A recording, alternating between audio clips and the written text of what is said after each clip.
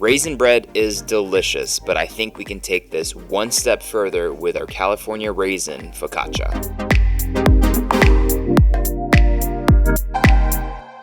Focaccia just makes sense for me because the combination of the extra virgin olive oil, the sweetness of the California raisins, perhaps even some grated Parmesan, and then we'll finish it up with a nice little dip with some balsamic vinegar. All those flavors will come together in this dish absolutely beautifully, and everyone in your family will beg you for the recipe.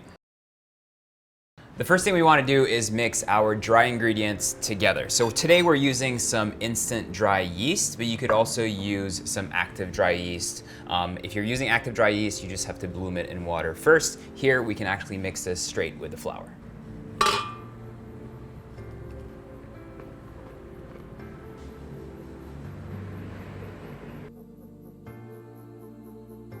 Once that's well incorporated, we'll mix together our water and our salt. This just makes sure that everything is really dissolved properly. Once your salt is properly dissolved with water, we can go ahead and very slowly drip that into our flour mix.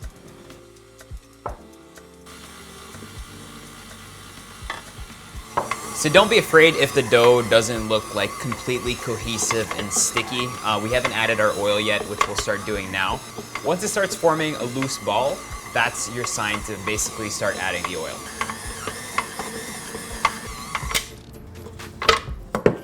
When you have something that looks like this, you're pretty much good to go.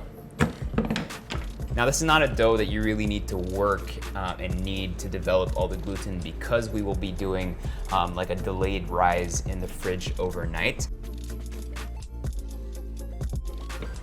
So the idea of folding in the raisins here is we don't want the raisins to be exposed too much to the outside because when it bakes, it might kind of like burn the raisins. So it's really important that the raisins are inside the dough. So once you have a feeling and a good kind of idea that the raisins are inside, like boop, just like that, you're pretty much good to go.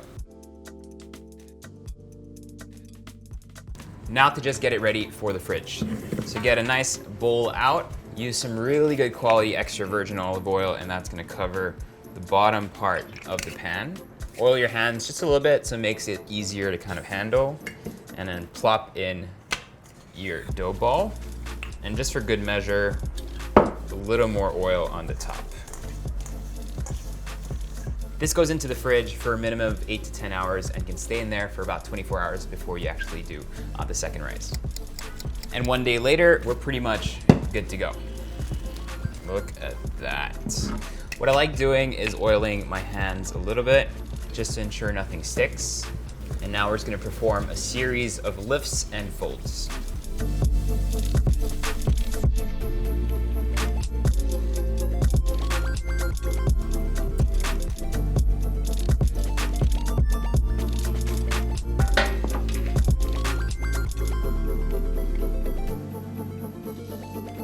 So what I'm doing here is just stretching the focaccia. If it's a little tough to kind of handle, what you can do is let it rest about 10 minutes because it came from the fridge, so it might be a bit cold, might be a bit seized. And we're just trying to stretch this out as much as possible into our pan. There's a lot of oil happening here. We're gonna add another layer of oil right on top before we actually let this proof for a second time.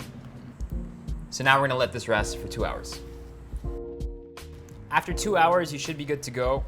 If you have any large bubbles or anything, feel free to kind of push those down. Look at that, you should have something nice and soft and something that responds well to your touch. Remove your plastic completely. Now this is gonna go into the oven for about 25 minutes. It should puff up, get nice and crispy, nice and crunchy exterior. We're putting it at 474 Fahrenheit, so it's gonna be really quick. And then we're gonna spread olive oil all over our bread. Then you want that olive oil to kind of pool and stay on top of the bread. So that's where we're gonna make little dimples with our fingers. And then for a little bit of crunch, some salt. All right, that goes in the oven.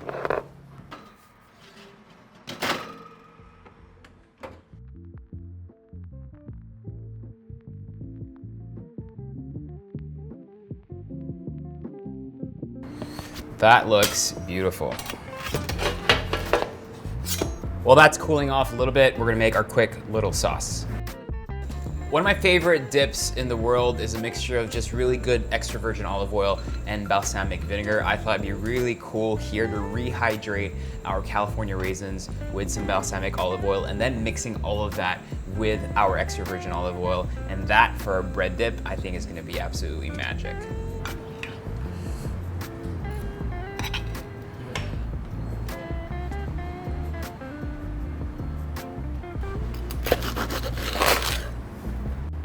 This is exactly what I look for in a focaccia. I hate the really kind of like big ones. I like some crunch in there, some crispiness.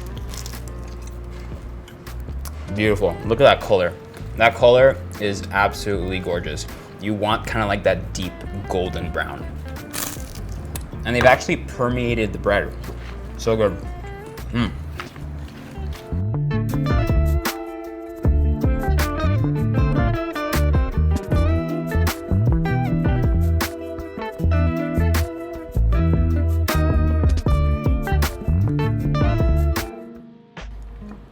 This is the way I do it. Take this, dip that into our balsamic vinegar and extra virgin olive oil. That's so good. Parmesan cheese would make this dish perfect. Hold on. It's a perfect combination of crunchy, chewy, and it just soaks up all that flavor. You need to try this.